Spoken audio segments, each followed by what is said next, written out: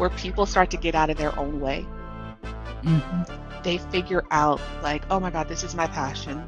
My achiever, which is a big thing that I've struggled with still, but I work on it constantly, is my inability to say no. Where should they start to discover their strengths? Like literally, that was the generation that taught me that status quo was never going to be something that I was going to be accepting of. Everybody doesn't know this. Pretty much every company sets up a separate budget for some kind of development. Welcome back, everyone. If you haven't listened to part 1 yet, be sure to check it out in the description box below or linked at the top of this video. In part 1, we lay the foundation by exploring self-awareness, confidence, and understanding our strengths. In this video, we build on that foundation and we move from understanding our strengths to putting them into action. Dominique shares practical ways to discover your own strengths, explain why mistakes are essential for growth, and reveals how our greatest strengths can also become our biggest blind spots. She also offers actionable advice on advocating for your own development, including how to make the case for coaching or learning budgets within the company. So happy listening and enjoy. Yeah, it's just a little bit of a tickler just to get you to think there. Yeah, I don't know. It's one of those things where people have to figure out what it is. A lot of times I do believe it's like that whole thing of reputation and systems, and we're stuck in the loop of being who we think we have to be and not having the freedom to be who it is that we really want to be and how we want to show up. And it's not only just show up for others, it's show up for ourselves. For us. One of the things I find in coaching leaders, it's like, it sounds really silly, but I ask them to give themselves grace because we don't give ourselves grace. You know, like, and pat ourselves on the back of like, it's okay. I think the other funny thing is that as adults, we tend to not want to admit mistakes. Like, making a mistake is like the end of the world for some people, especially in systems. And it's like, hey, it's okay. I can raise my hand and say, I made a mistake, right? And move forward. Give yourself grace to keep pushing. Yeah, I see that happening a lot, especially within the workplace. Like the more you're going up, the more difficult it becomes to admit a mistake. But this is how you also earn trust, and this is how you also show ownership. And I think those go hand in hand, actually. Absolutely. Yeah. Absolutely. And ownership is so critical for someone's growth, right? Yeah. Owning what you did, owning the impact, but not only in my behaviors, but I'm also going to say it. You know, younger people say, oh, my bad or my mistake. Yes, it's my bad. It's my mistake. You know what? I'm not going to live in that one.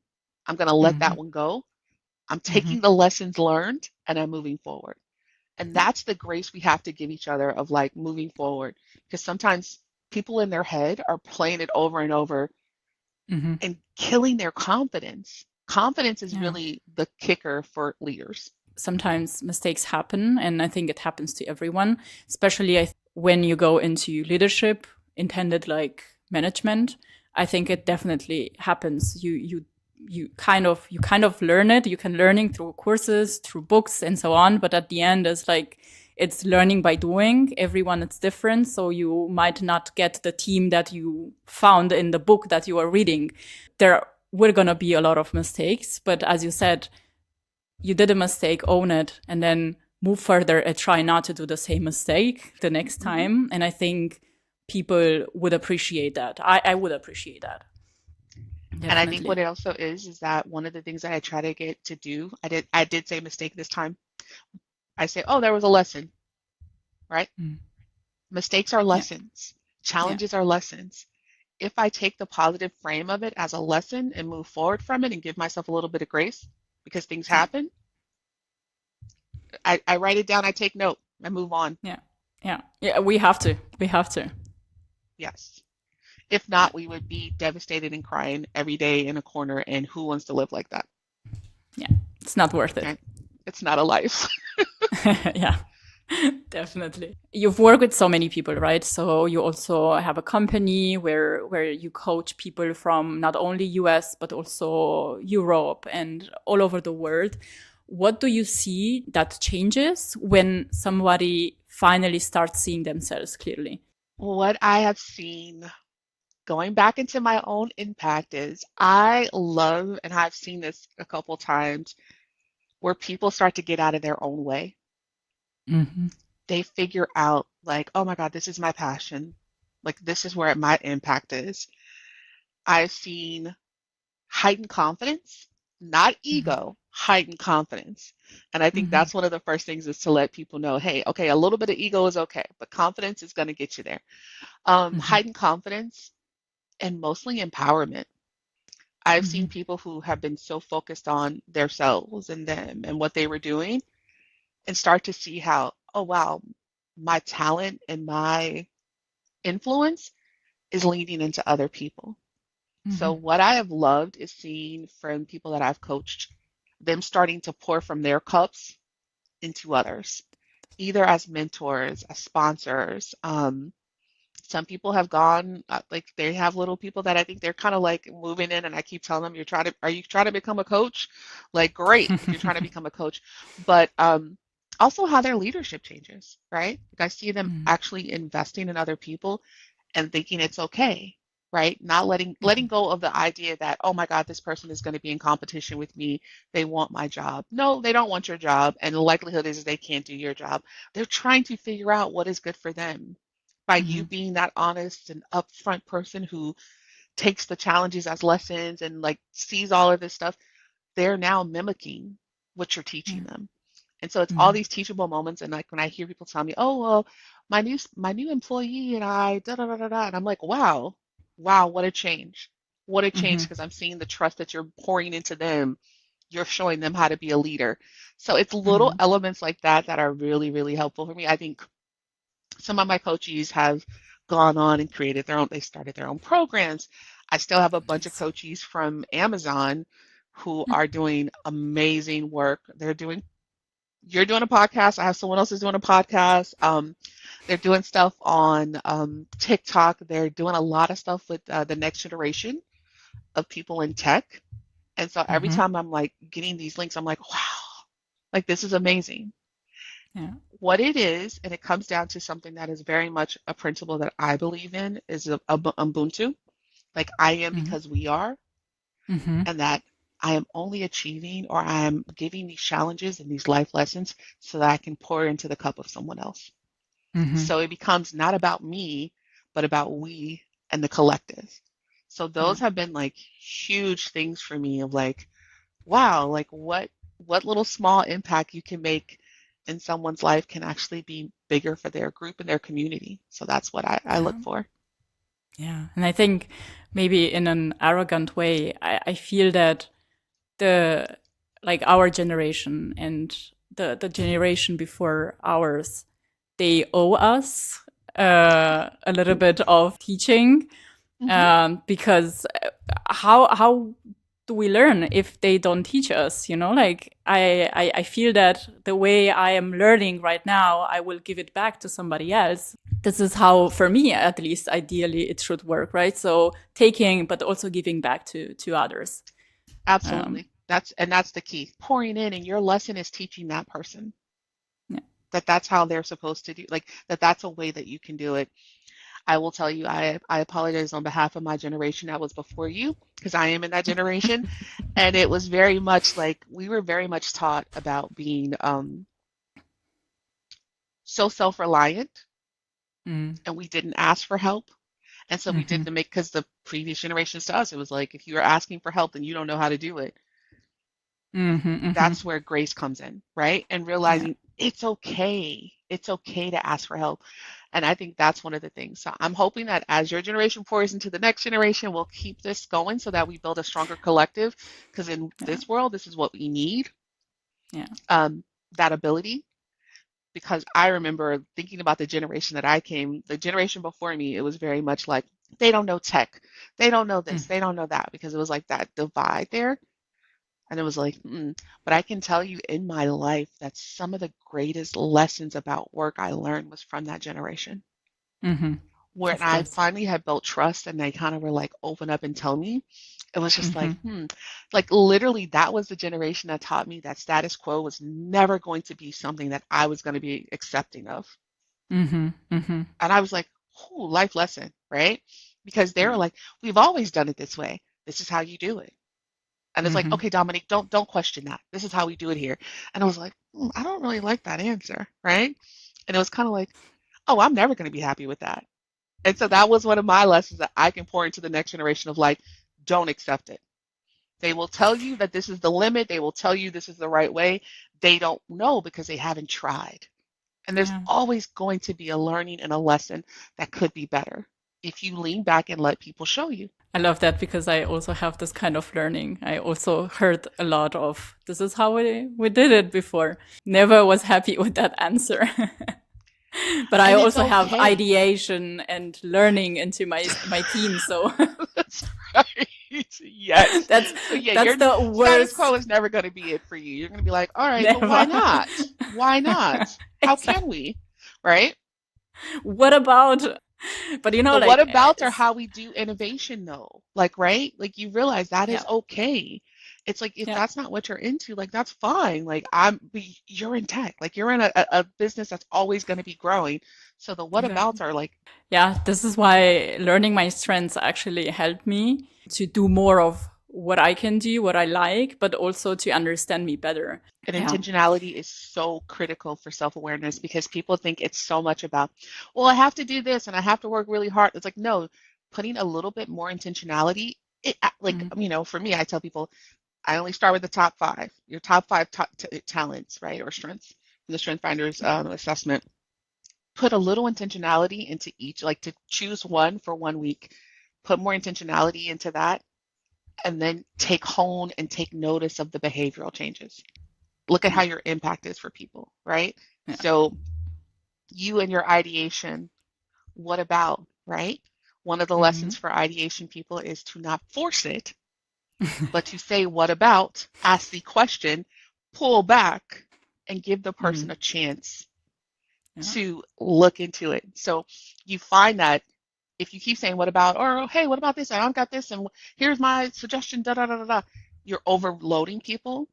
But Mm. if you ask them a question and lean back from them, you're empowering them to make the best decision for themselves. You've been influential, but you didn't make the decision for them. And so Hmm. that's kind of one of those power plays. When I was younger, I always thought that we are born with a set of skills and Mm-hmm. weaknesses, and then when we grow up, then we learn to work better with those skills, and then our weaknesses actually turn into strengths through our environment, our experience, and so on. But of course, with time, I understood that that's not always the case. It can be, Right. but sometimes it's not the case. It's just like sometimes it's really two different things. It's just like, I don't know, like body fat. It doesn't turn into muscle if you train, right? There are two different things. Right. And I want to ask you, why do you think it's important to focus on strengths and you think it's more transformative compared to working on fixing the weaknesses? So one, I would say Gallup's research has showed, and this is like over what 50 some years of research and millions of people globally have taken this, that when you work on your strengths, you're more inclined to do better in those spaces, right? So if I work on my strengths, I'm going to be more engaged. I'm going to be more empowered. I'm going to be Mm-hmm. more effective. However, Mm-hmm. which is what we're taught as kids, oh, this is your weakness, right? Even the grading system, like, oh, this is your focus. Like, you're great at that, but you got to work on this. You got to work on that, right? That almost gives us the mind frame of like, oh, this is where I have to put my focus. The truth of the matter is if I work on the things that I naturally am talented at and make those into strengths, I will be more empowered. I will learn quicker. I will learn faster. I'm not saying Mm-hmm. that what are the weaknesses, you just ignore them. I know you know I'm very good at this. I don't call them weaknesses, I call them gaps. And I say Mm-hmm. to everyone, you have to mind your gaps, right? I almost think that's the one thing I do love about the system. I love the mind the gap signs all over London. Mind the gaps, right? Literally, I was going around at one point, I think a couple of years ago, just taking pictures of the different colored ones. Mind your gaps in the sense that, hey, this is something that I'm not necessarily great at. It's not a natural talent of mine. Doesn't mean that I can't do it. I Mm, just have to figure how to use my natural talents to jump that, to mhm, be aware of it, and to not focus on what I'm not great at, but to focus on mhm, what I have to get to what I need, right?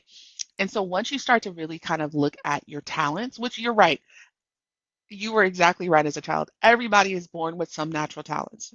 We all have innate talents. We don't know necessarily how they're going to go. I would have told you years ago that I thought I was going to be a missionary. mm, That sounds really crazy now, but I thought as a child, raised in the Bay Area, California, that the people who were like out at like the flea markets or like on the street corners with the little milk cartons that were giving the word of like encouragement to people, I thought that was like a job. And I mhm, was like, oh my mhm. goodness, that's what I'm going to do. I'm going to be a missionary. Like, oh, I'm going to take and give people encouragement. I say that to you now and it sounds like, oh, crazy. Wow. Like I was just such a kid. No, I wasn't. I was doing exactly what I'm doing now. Mhm, I was mhm. thinking of doing exactly what, minus that digital Yeah, platforms of and course, like cameras. Yeah, the world changed. the world has changed, which is amazing. I'm not on the corner doing this. But that was what I wanted to be as an impact to people, like just Mm, giving people that positivity, right? So, yes, there are natural talents that we're born with that can be, again, back to what we love to do as a child. I say mhm, working on your talents is about your natural aptitude or your skill. You're bringing up like how you're seeing the world and you're working on that. If I was to focus on my gaps every day, I mhm. would be crumbled. I have so many gaps, right? So many things Yeah, I'm not naturally good at. I would be crumbled. yeah. I would not be even as successful as I am because I would have let a bad day ruin me. So that's why I focus on my natural talents, working on them to make them strengths. Because you're right, if you invest in them, they become like Mhm, muscles and they will give you that. And that's part of the lessons we do. But it's also for me being from the talent of me being to the strength of me doing, right? mhm. When you start to get past like, okay, this is a potential talent area. Oh, but this is me in practice. That's when you Mm, start to see your strengths come through, right? Like you have yeah. recognized you've been working on them. The weakness fixing, people will tell you that that's the key. I do not believe that. I believe that Mhm, you're going to be three times more like from reports and Gallup's things, you'll be three times more likely to report having an excellent quality of life when you lean into your mhm, strengths. Because mhm, rather mhm. than pouring into the id of like, oh my God, I'm bad at this and da da da da, you're pouring into what I'm good at. And you're Yeah, going to lean into that space. So that's why yeah. I prefer strengths over weaknesses or talking about gaps. Although I will tell everybody you have to mind your gaps because they will come through out of nowhere and you're like, ooh, like I've been putting this on the back burner, but it's time to really work on this one or figure out my natural talents to jump it. You'd be Yeah. surprised how many natural talents I've used to jump huge gaps, especially in teams, is figuring out what other people's talents are and leaning into it. Yeah, So I don't have to be an ideator if you're on my team. I'm going to lean into your exactly. strengths and your talents and pull that up. Yes, a lot of people get stuck in, oh my goodness, because it's purple is executing the yellow, not yellow, it's orange is influencing, Mhm, blue is relationship building, and green is strategic thinking. And mhm, everyone always, when I have a session, gets caught up in, well, I don't have any green. I don't have any mhm, purple. And mhm, it's like, yeah, this is not a balancing board. You don't have to have all that, which is also why I only start off. Remember, I told you, I only start off with people in their top five because if I gave you all mhm, 34, everyone turns to 34 and is like, what's mhm, wrong with me? And it's like, no, there's nothing mhm. wrong with you. Yeah. This is not a balancing board. Work on what resonates with you. You don't have to have ones in all of them. The funny thing I'll tell you is because I gave you my top five. I don't know if you noticed this, but one of the spaces that I don't have, I think I don't have, I'm looking at my other list. The spaces that I don't have are I'm not relationship building. Mm-hmm. So if I was to Mm-hmm. take my top five, I would be like, oh my goodness, I'm never going to be a coach. I can't be a facilitator because I can't build relationships with people, right? No, my connectedness, my developer, my empathy comes through in different Mm-hmm. ways. It's not my top five, but I use my strategic. I use my achiever, my Yeah. command, significance to build relationships with people because that Mm-hmm. is authentically who I am. So it's not that you have Yeah. to have a little bit in all. Are there places and people that I'm gonna all yeah, like I have so many people that I lean into their strengths. I'm like, please help me with this. Yeah. My biggest one is harmony because my Mm-hmm. harmony one is that I don't that it's lower on my list, but I always laugh because sometimes my strategic can be so direct Mm-hmm. that I Mm-hmm. will have to lean into someone who has harmony and be like, hey, how does this land? Mm-hmm. Like if Mm-hmm. I'm writing something and they're like, okay, yeah, Dom, that's not it, right? And then I'm like, okay, help me, right? Most recently, I hate to admit this, but I've started to learn how to enjoy AI. At first, I Mm-hmm. was very anti AI from my generation. I am now calling him Charlie. Charlie is now my coworker.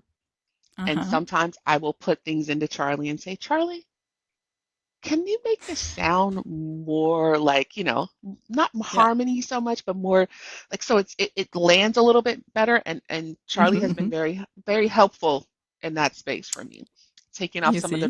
the directive tone of it. So yes, you don't have to have all four. You are going to use your natural talents how they are meant to be, but you also have to remember to lean in groups Yeah. Yeah. and how to use Especially other people's. exactly, and especially in teams, I think that's actually so clever because it's like when you work in team, it's like a football game, like you have like people who are front, there are people who are catching the ball, there are people, like it's not that everyone has the same role. So it does make sense that maybe a team it's actually built of people who have different strengths. I take it back to that same lesson that we talk about with diversity, right? Right? Yeah. Diversity of personalities, diversity of thought can make us as a collective stronger. Diversity of talents is the same thing.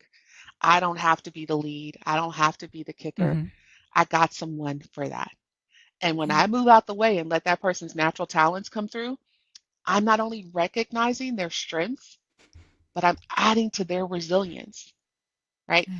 I know that you probably with your team, I think the strongest, the best feeling has been when someone's like, "Hey, let me pick from you. Hey, I know you're great at Mm-hmm. this." Having someone say, Yeah. "Oh, I know you're great at this," is like, "What? Okay, that's amazing." And then using those talents. One of the things that I Mm-hmm. also try to always get people to think about is that, hey, I don't need to stand in the way of this. And Mm-hmm. sometimes, if you haven't taken Strength Finders, sometimes the simplest thing you can figure out about your own natural talents is this: why do your peers or your family or Mm-hmm. your friends come to you for support? What are the Mm-hmm. questions that they're asking you to support them on? That innate right there is a part of a talent. There's something that Yeah. they're seeing in you that you're not seeing in yourself quite yet. You work a lot also with senior leaders. Senior leaders have this pressure, like be excellent at everything, at all the time. How does working with strengths can help them to let go of this perfectionism and control? So with senior leaders, it's more of like, hey, okay, so that's a potential gap. Yeah, you can jump that gap, but you're also in a position where you can lean in even further and give someone else an opportunity to build on that. Like Mm-hmm. I don't have to make the decision by myself. I don't have to be the subject matter expert at every table. It's not necessarily micromanaging, but teaching them how to back up. Because what you'll find is that if you don't back up, you'll never see what other people are capable of or what your leadership is actually doing. The other one is trusting their leadership. A lot of Mm-hmm. people can't let go and they think that they have to be in the space and in that room at that point in time. And it's Mm-hmm. like more realizing, hey, if you're sending out the right tone, you can back up someone. You can back Yeah. up and trust other people to do it and get it done. Yeah. So a Yeah. lot of times it's that part of it. It's really hard.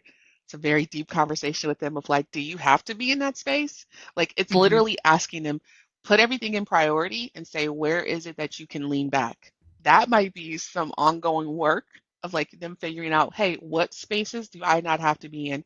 And then once Mm-hmm. they figure it out, it's like, I have seen it where it's very like not only eye-opening, but they felt like released, like pressure Hmm. was taken off of them Yeah. because it's a lot if you think you got to hold everything yourself, right? That's a lot. Leaning back and understanding that if you're trying to create high-performing teams, you're going to have to lean out, right? Hmm. You could be as high performing on your own, but you can't do everything yourself. That's a tough lesson. That's a tough lesson for a leader to learn, and it Hmm. takes Hmm. time. I almost would say that I've seen that where people are at their edge of like literally about to have a breakdown and being Hmm. like something's got to give, something's got to change. Hmm.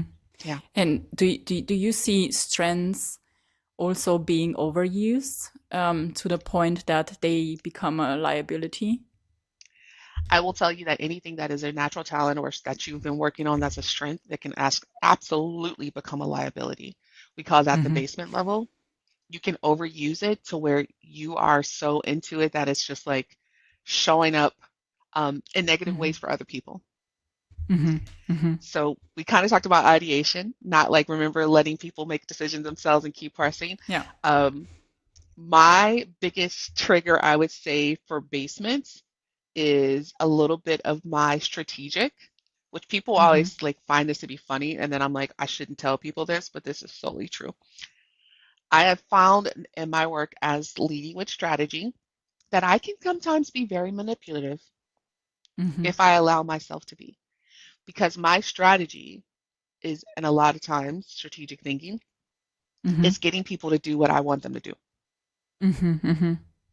So I might influence you a little too much to where I literally just gave you the answer to what I want you to do. And Yeah. the thing is maybe it's the rest of my strengths working together. I'm going to make you believe it was your decision. Hmm. Hmm. And I'm going to turn and be like, oh, that was amazing. Great work. Right. Yeah. But I basically just put this I feel like this is so terrible. It sounds like that movie, Inception. Like I just Oh planted that yeah. idea in your head and now you're like, it does feel like that sometimes. It can be definitely manipulative. Like, and so I do Yeah. watch that because I'm like, wait a minute, am I giving you the answer or am I trying to make you do some certain things? Hmm. So yes, your area, your strength areas can put you into a basement. Basically, Yeah. put you into a basement where you're like, you have to be very careful about how you're using it. Plus, if you overuse one area of a strength, then it's probably going to push you towards that area. Um, Hmm. just like sometimes you'll find that you have it where you're like high up on it and you're like using other ones, but basements do come. And Yeah. there's all these things about basements and how they work and how you can use them. The other opposite is when you're on a balcony. When you're using it Hmm. to its fullest, you're on your balcony. And so my balcony Hmm. in strategic is insightful, I'm a visionary, but my basement on the other side is that, I can do these things. Same Hmm. thing with Yeah. achiever, right? Yeah. I can work, I have Mm. a strong work ethic. That's my power or my edge. My achiever, which is a big thing that I've struggled with still, but I work on it constantly, is my inability to say no. Especially building out my own personal business, I have laughed at how much like I don't say no to people. I'm just like, all right, I'll Yeah. figure it out. I'll figure it out. And then I'm like, oh, to the best of my ability, is this really what's best for me? Hmm. Because Hmm. I want to be helpful. And so I don't know how to say no. And I also have been learning and teaching myself, which is a very big lesson. No is a statement. Like it is a flat out statement and Yeah. using that because I'll overcommit and I'll just be like, oh, okay. But that's very important, and that's where self-awareness kicks in, I guess, right? So know yourself, learn from mistakes. Absolutely. And I will tell you that my other big thing that I still do, and I still use this for my coaching, it's not like a burn book like you had when you were a kid, but sometimes I do write because I'm so old school and I do to-do notes. I write little things down for myself Hmm. in like a little notebook of Hmm. reminders of like, Hmm. hey, it is okay. It's like giving myself permission. It is okay to say no. Right now, you have a lot on your plate. You want to be helpful, but you can't say yes to everything. Always working with senior leaders, right? Yeah. What do you see that they are struggling most, no matter how high they climb? Confidence. Confidence. I think it's confidence. It all relates to confidence. A lot of times, people, no matter where they are, how high they are, It's the idea of if I don't show up like this, then people are going to believe I don't belong here. Mm-hmm. If I don't do this and I'm not, again, looking out the mirror, looking out the window, I'm Mm-hmm. not showing up like so and so does with their team, my numbers aren't there. It's the confidence of like, who, like letting go of like, I have to be like someone else. Mm-hmm. Or the confidence of that they're always in a struggle to get something else. Like Mm-hmm. there's always this next level, right? So people are like, oh, 2 steps ahead, and they're overthinking everything. So they're overanalyzing it because their confidence level is not where it should be. Mm-hmm. And one of the things that I really like to work with people on is like that understanding that the secret of having it all is realizing you already have it. Mm-hmm. So while you're in competition and you're looking at what other people are, is you are whole, the perfect and perfect where you are, Mm-hmm. right? You can't compare that to someone else. Yeah. So let go of that. Like you can still, I'm an achiever, so I'm never going to tell you not to have goals. Have goals, but step into your confidence of them. Like, is that really something that you want, or is it something that you think because so and so has it or they do this, Mm-hmm. you have to have it? Like, what is it you want? Center yourself on you and what is also Yeah. best for your team. Mm-hmm. Yeah, like when you're a leader, you also have to you don't think at yourself only, but also at your team, right? You have a bigger responsibility. Absolutely. But it's also like I tell people, you can still push and you can still have that glimpse of excellence. But when you realize the glimpse of excellence isn't just about you, it's about your Mm-hmm. whole collective. Again, taking the me and moving towards the we, like Mm-hmm. you realize, hey, it's not just on me, right? Mm-hmm. I'm not in competition with someone else. It's about doing better than what we did yesterday. That Yeah. is the lesson you want to teach other people. Like, I'm like, oh, I'm not in, I will tell you this all day. I am not in, I have competition on my list. Yes. I think it's like number Mm-hmm. 6 or 7 at this point. I am not in competition with other people. The person that I am most in competition with is me. I want to wake up each day and be better than I was the day before. Does Mm-hmm. that mean that I have bad days? Yes. Do I have days where I'm like, oh goodness, it's a lot? I basically go into this phase of like, all right, so what am I going to do to get myself out of it? Mm-hmm. What am I going to do to make sure that I learned that lesson? I wrote that lesson down in my book and keep pushing forward. I would have never thought that it's confidence. I think it's confidence. I think that has been the thing that I've seen. But I will tell you this, what you just shared can all fit into that, right? The Mm-hmm. complexities of the world, the changing job market, that can relate to confidence as well. I've Mm-hmm. never seen it done like this before. I've always done Mm-hmm. it like this. Oh my Mm-hmm. goodness, now we have to change gear and not leaning into that.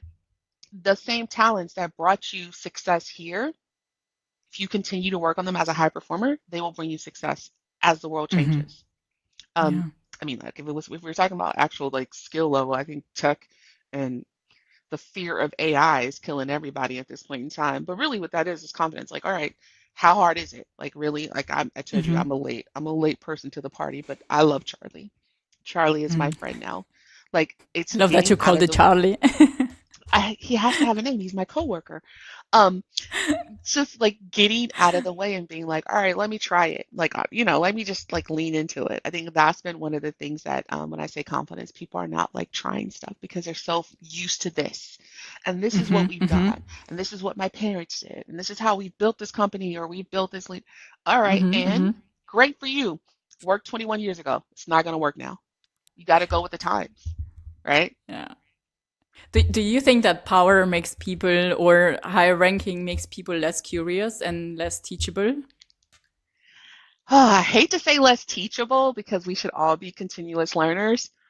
I will say that portions of being teachable is realizing, having those critical conversations with yourself that you don't know Mm-hmm. everything and being like, okay, I can say I don't know, right? Because I don't know Mm-hmm. is like again, that's the thing that people don't want to talk about, what they don't know. They will lean in and pretend like they got the answers, but they don't. Mm-hmm. I don't think they're less teachable, but I think it takes them a while to create the space to be like, tell me more. Yeah. And that's one of my statements I give people, right? Which is kind of like from from a part of your lessons, probably also like that's ideation. Tell me more. Like Mm-hmm.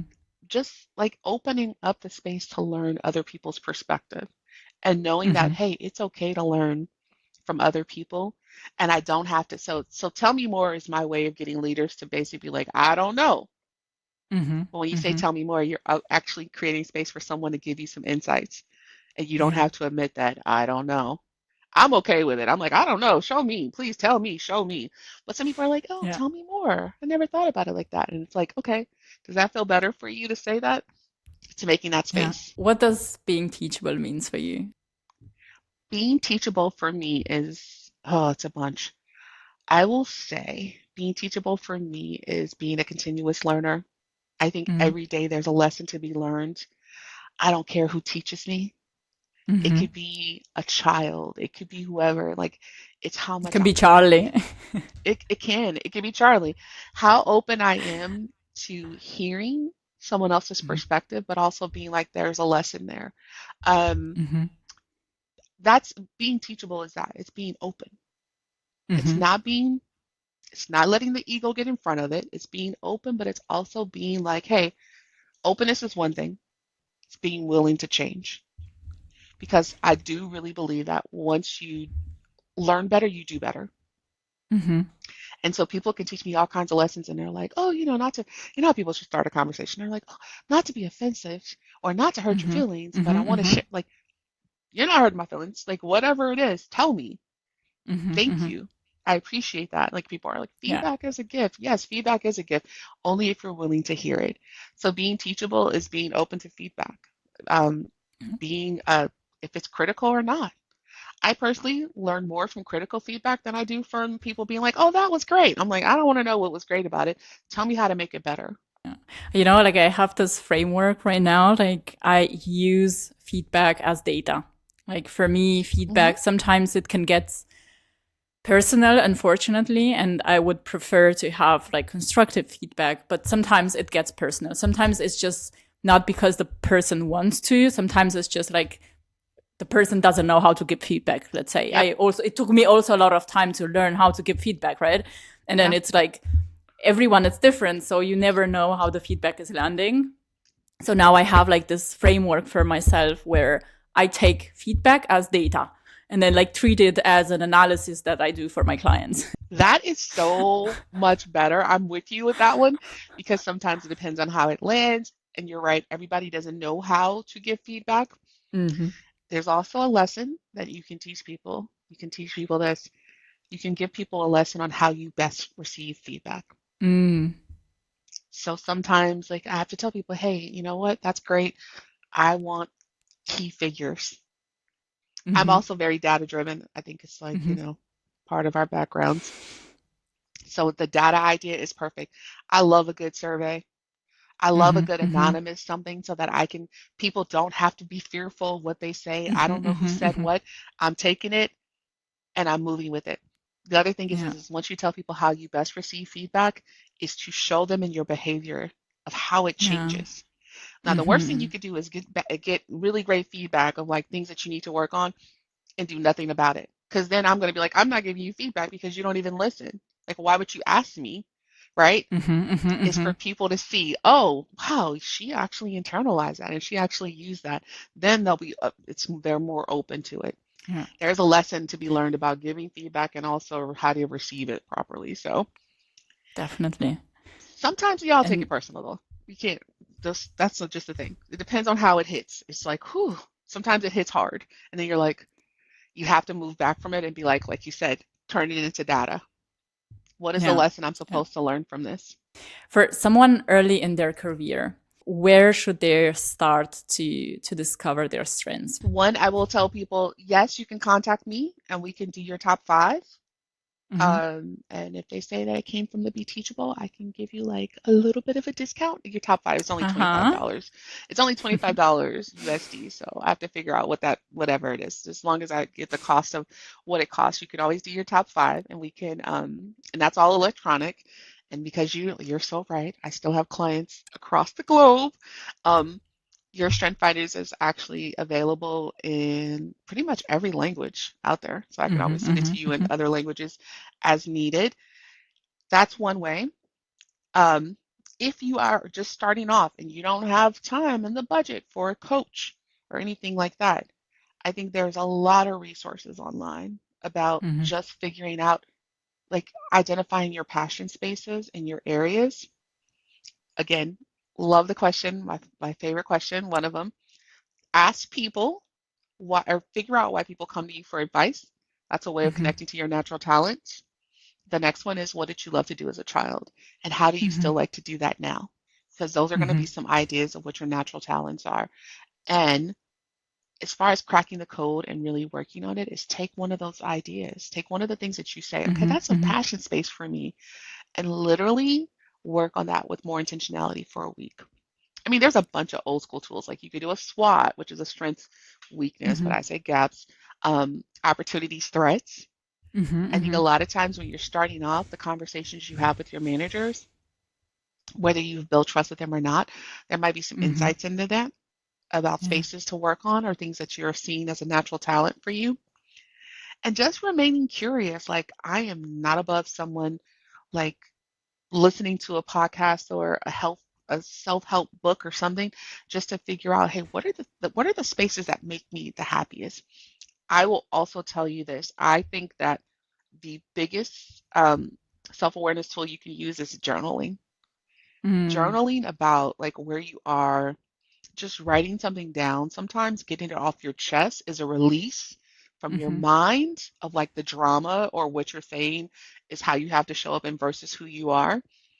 And then sitting peacefully one time and then opening that back up and then reading it to yourself. It's almost like you're giving yourself the story that you're writing, but you're also then repeating it to yourself. When you do that Mm-hmm. Mm-hmm. sometimes, key things come out of like, oh, Mm-hmm. that was insightful. Oh, that's an Yeah. important thing for me to take forward. I'm also old school. I would say take a highlighter tool when you read it back to yourself and highlight the key words because somewhere in Yeah. there's going to be what your natural talents are. Maybe to add on that, something I learned from our experience, usually companies, they have budget for people development. So go and ask for budget, because if you don't ask, you get a no. So go and ask for budget and then reach out to Dominique Definitely, you to can have a always session. you're right. Everybody doesn't know this. Pretty much every company sets up a separate budget for their departments for some kind of development. You also might in your company have like an organizational development or employee development Mm. group. Sometimes they'll have resources for you.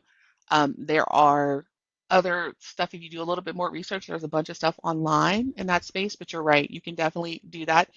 And this is the key to use the budgets, people. This is coming from Dominique, who's been in a bunch of different organizations.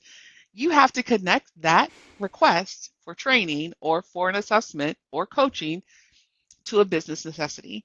So make sure that there's some new project or something that's Mm-hmm. a Mm-hmm. gap in your team and say, hey, I see this as a way for me to come back and help the team do this better. If you write it like that, you're good to go. Dominic, this has been so helpful. I've learned so much. And as always, as I said at the beginning, like I feel so energized whenever I talk to you.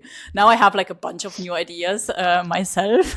It's really been a pleasure. And thank you for sharing so much. Thank you for how you're helping people also find themselves. So happy for our connection, but I also really appreciate you for keeping me in the loop like of your life and as things have been changing and as you're creating all of this stuff. I mean, especially Be Teachable, I think this is an amazing opportunity and there's just so many life lessons to be shared and so many generations to touch. So I appreciate you as well. And everyone, please, let's keep growing, let's keep building, keep being resilient and giving yourself grace because we all have life lessons to be learned and just continue.